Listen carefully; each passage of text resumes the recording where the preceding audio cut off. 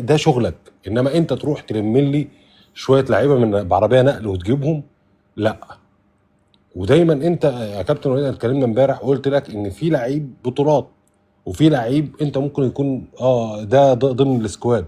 بتدخل على الصفقات، الراجل بيقول لك انا عايز واحد واثنين. فتحه الصدر اللي حصلت من سيد عبد الحفيظ كانت مش حلوه. ان انا هجيب وان انت عاجبك على عاجبك مش عاجبك، انا بمزاجي. عمرها ما حصلت ومحدش. اصل في واحد صاحبي قال لي، كان بيتفق معايا في الكلام دايما، بس قال لي ايه؟ قال لي لا انا متفق مع سيد عبد الحفيظ. قلت له طيب انت دلوقتي لما رحت تجيب، دايما في اوروبا بيعملوا ايه؟ بيقول لك المدرب بيرشح، بيقول لك مثلا انا عايز لاعب راس حربه، فانت بترشح له.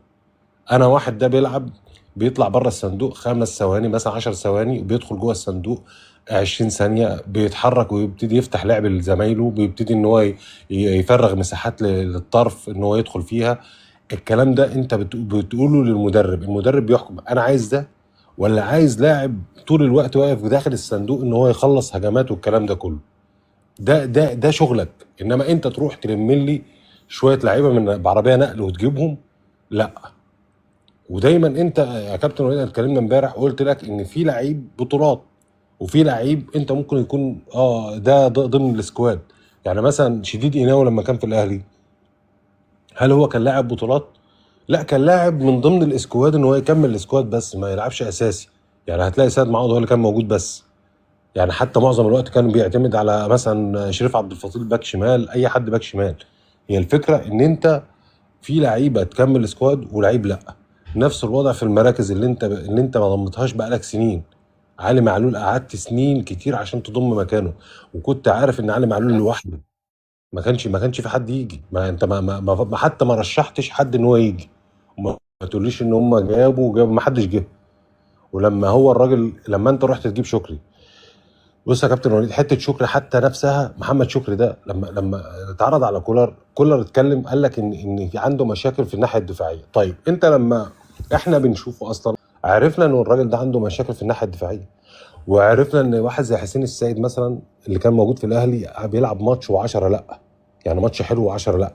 غير السيستم بتاعك كامل عشان تقدر تنجح وعشان تاخد بطوله. لازم يكون في نيه صافيه، لازم تدي فرص للناس ان هم يتعلموا ويقدروا وينجحوا. يعني لازم تقول لهم انا هساعدكم، انتوا عايزين كذا، انا هساعدكم في كذا وكملوا انتوا، مفيش مشكله. بس مش ما يكونش رايك هو اللي حتمي. يعني انا معلش، وانا بقولها لك المره الاخيره اهو، انا ما اقولش انا مدرب ما اطلبش مدافع ومهاجم مثلا، او مدافع وخط وسط او ايا كان في مركزه، وتيجي انت تقول لي لا انا هجيب 10 مدافعين ومش هجيب لك مهاجم. او يوم ما اروح اجيب مهاجم كمان الف اوروبا كلها وفي الاخر اجيب كاموش ده. يعني ده غلط، غلط كبير جدا. الموضوع مش ان انت بتفرض رايك وان انت جاي فاتح صدرك وان انت جاي كاداره انت عايز تعمل، لان ده غلط. تمام كده. الكلام ده فشلنا. احنا ذكرت قبل كده يا كابتن وليد من ايام حسام البدري لحد دلوقتي.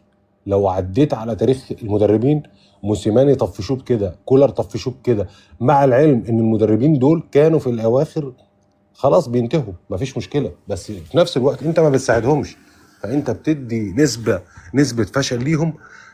انا بشوفها ان هي 80%، بتزهقهم عشان هم يقول لك احنا مش هنمشي.